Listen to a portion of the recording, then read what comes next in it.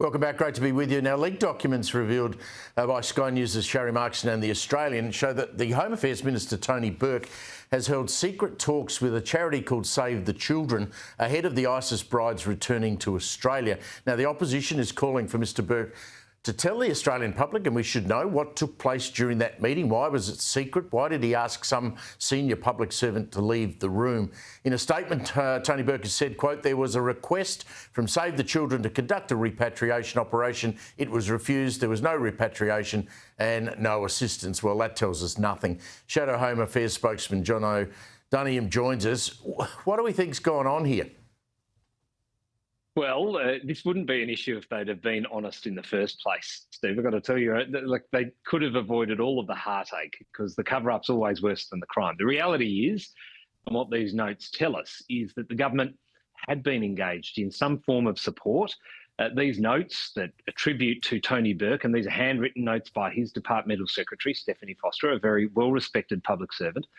They attribute to Tony Burke comments like, "We will find a way," and talking about help. All of this through a third party, as you've said already, Save the Children. So if the question is, did the government directly help? Well, clearly the answer is no. But did they indirectly help? I think these notes point to the fact that they actually did, but they refused to tell us what they have actually provided by way of support, and so much so that they wanted the public servant to leave the room so they could have this discussion in private. It is fishy business, but this is not how a government that needs to take national security seriously should be operating on matters like this. We need the truth, and they should be upfront now.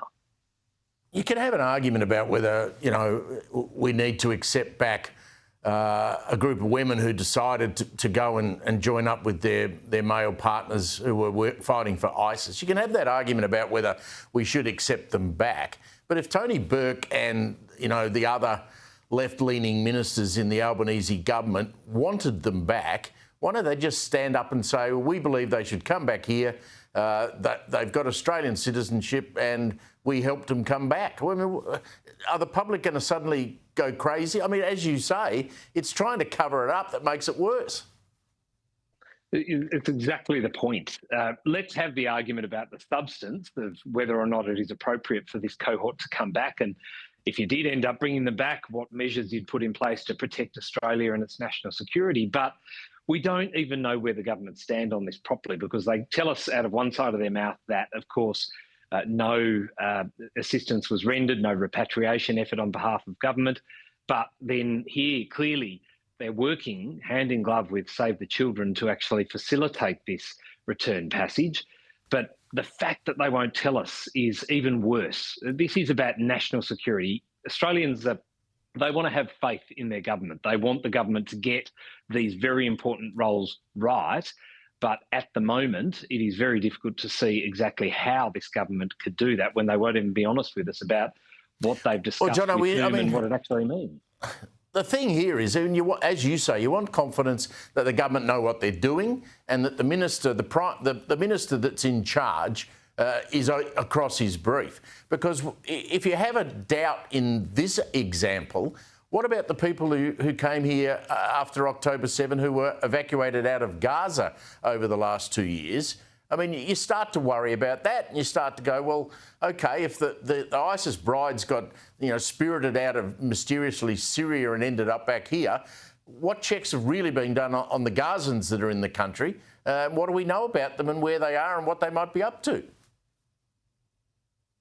And spot on, Steve. This is a massive problem. I mean, we as a country have taken a couple of thousand of these Gazan refugees, and that is a lot more than even neighbouring countries that have similar religious beliefs as the Palestinian region would. So the fact that we've done that, and we haven't, I don't believe, properly put in place measures that, as you say, tell us where they are, who they're associating with, what they're up to, I think is a real concern.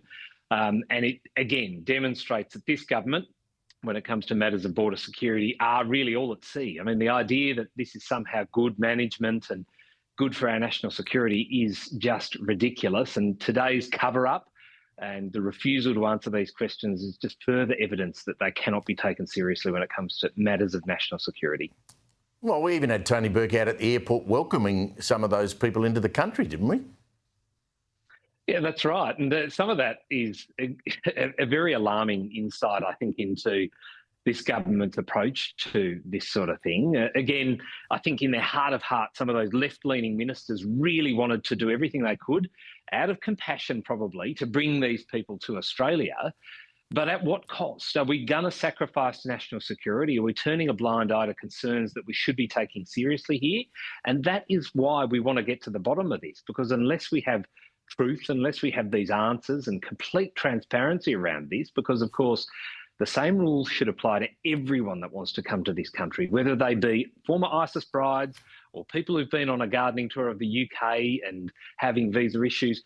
It doesn't matter. We've got a set of rules to protect our country and protect our national security, and we can't have this sort of deviation from the normal rules-based course that we should be taking just because a minister feels like it's the right way to go. Yeah, the word's called trust. Jonathon, thank you very much. Appreciate your time tonight.